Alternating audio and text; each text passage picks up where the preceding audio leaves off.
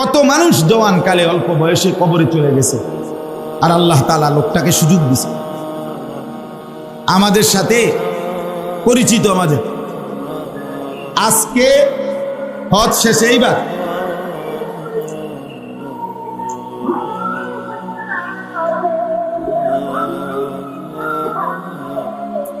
হজ্জের শেষ, সব কিছু শেষ, ওনার দেশে ফিরবে।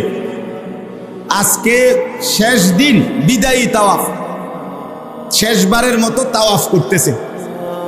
আল্লাহর ঘরের চারদিকে 7 বার ঘুরলে এক তাওয়াফ হয়, 7 চক্কর ঘুরলে।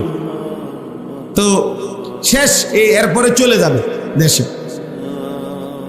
5টা চক্কর ঘুরছে, 5 ঘুরা শেষ, আর 2টা চক্কর বাকি। এই সময় এই লোক বাংলাদেশি, আমাদের পরিচয়, মানে স্ট্রোক করছে, ওইখানেই মারা গেছে।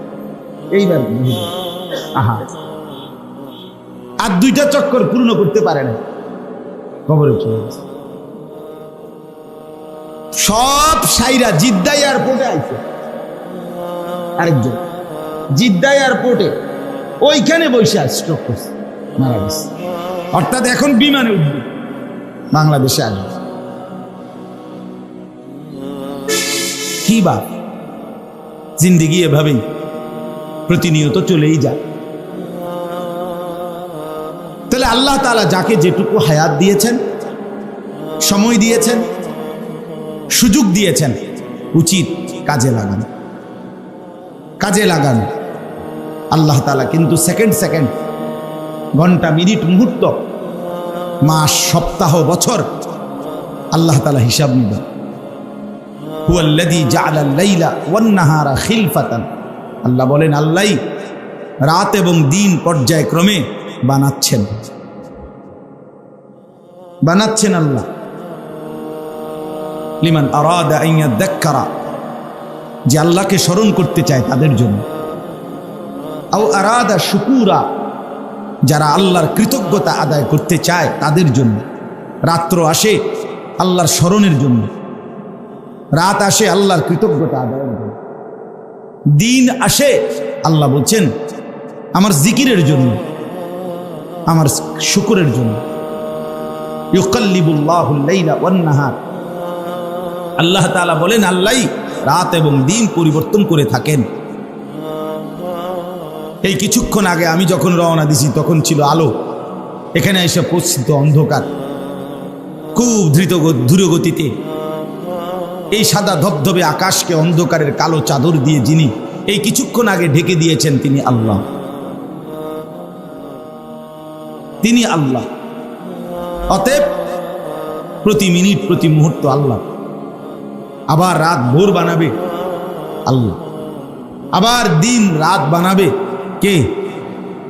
কুল আরাআইতুম ইন জাআলাল্লাহু আলাইকুমুল লাইলা সারমাদান ইলা ইয়াউমিল কিয়ামাহ মান ইলাহুন গায়রুল্লাহ ইয়াতিকুম বিদিয়াইন।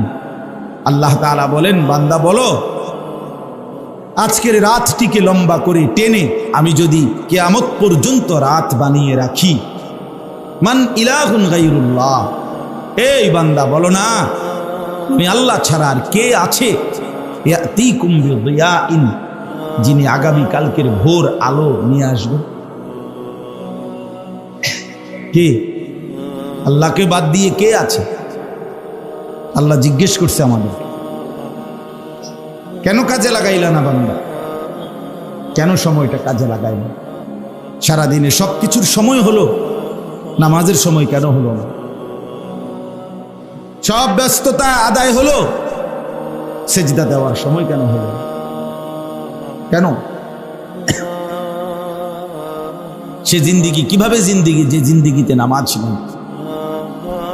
ওইটা মানুষ হয় কিভাবে যে সেজদা দেয় না, যে সেজদা করে না? সে তো মানুষ না। এটাই সত্য, যার কপালে সেজদা নাই সে মানুষ না, সে জানোয়ার, হাইওয়ান, চতুষ্পদ জন্তু। খায়, ঘুমায়, পেশাব পায়খানা করে, আর যৌন চাহিদা, লজ্জাস্থানের চাহিদা পূরণ করে। আর এইটা হাইওয়ান, জানোয়ারেরও খায়, ঘুমায়, পেশাব পায়খানা করে, যৌন চাহিদা পূরণ, খালাস, বরাবর বরাবর। এই জন্য আমি তো প্রায় বলি, বেনামাজি তাদের জন্য আফ্রিকার জঙ্গলই উত্তম, সুন্দরবনই উত্তম, কারণ তাদের পরিচিত এবং তাদের সাথে সামঞ্জস্যপূর্ণ প্রাণী ওইখানেই আছে। ওইখানকার যেই জানোয়ার জন্তু সেগুলো সেজদা করে না, নামাজ পড়ে না, তো তোমারে সেখানেই মানায়, তুমি সেখানে থাকলেই ভালো ছিল। তোমরা যে বিষয়গুলো জানো না সেগুলো আমার জাননেওয়ালা ওলামা আহলে জিকির, এমন জ্ঞানবান ওলামায়ে কেরাম, ফুকাহায়ে কেরাম, তাদের কাছ থেকে জিজ্ঞেস করেন। তাহলে এই যে সরাসরি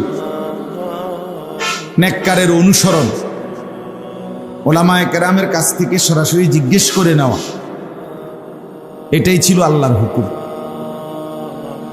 এটাই ছিল বাস্তবতা। অর্থাৎ সরাসরি বিষয়টা আপনি বুঝে নেবেন, শিখে নেবেন, এতে অনেক বেশি উপকার হবে। ব্যক্তির শরীর, স্বাস্থ্য, রুচি, মেজাজ, চলা ফেরা, উঠা বসা, পরিবেশ, পারিপার্শ্বিক অবস্থা, সব দিক মিলাইও ফতুয়া হয়।